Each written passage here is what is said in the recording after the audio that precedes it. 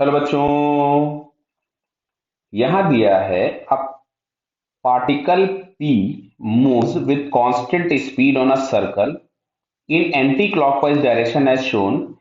Match the column 1 with column 2. Clear. जैसे इसमें angular momentum के बारे में पूछा गया है, तो सबसे पहले समझ लीजिए किसी भी पॉइंट पार्टिकल का हम एंगुलर मोमेंटम वेक्टर फॉर्म में तो लिखते हैं L is equals to m into R cross V. Clear है।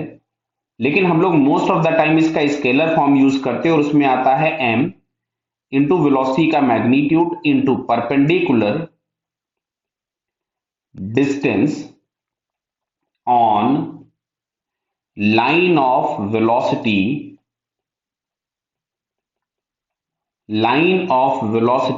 From rotation axis. क्लियर है बेटा।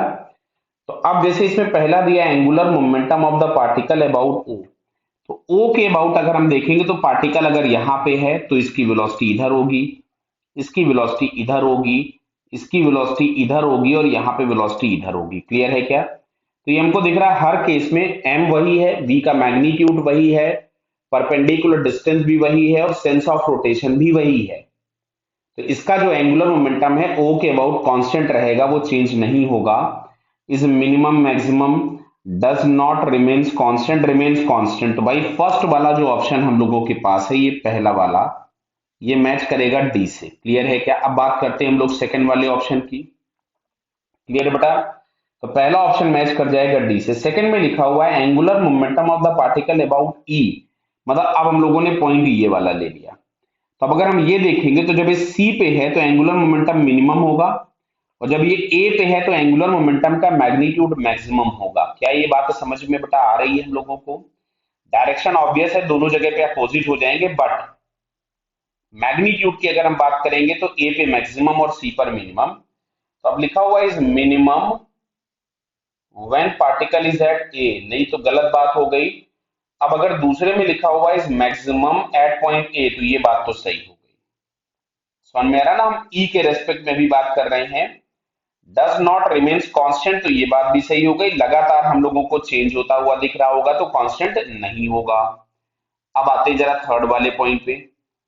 थर्ड वाले में लिखा है angular velocity of the particle about O. तो बेटा एंगुलर वेलोसिटी जो हम लोग ओमेगा डिफाइन करते हैं, वो डिफाइन करते हैं v अपॉन आर, जहां पे v होता है वेलोसिटी का मैग्नीट्यूड और r होता है रोटेशन एक्सिस से परपेंडिकुलर डिस्टेंस। तो फिर से हमको क्या दिख रहा है कि v का मैग्नीट्यूड और परपेंडिकुलर डिस्टेंस हमेशा सर्कल की रेडियस मिलेगी, तो ये हमारे पास कांस्टेंट होगा, तो ये मैच किया डी वाले से।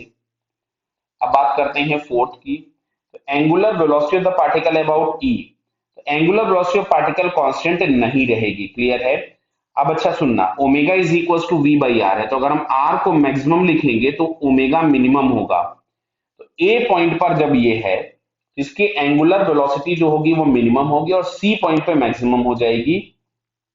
तो minimum when it is at point A, तो एंगुलर वेलोसिटी मिनिमम है, तो ये ए वाला ऑप्शन मैच किया है ना। और डज नॉट रिमेन्स कांस्टेंट, तो ये सी वाला ऑप्शन मैच कर जाएगा। समझ में आ रहा है ना बेटा।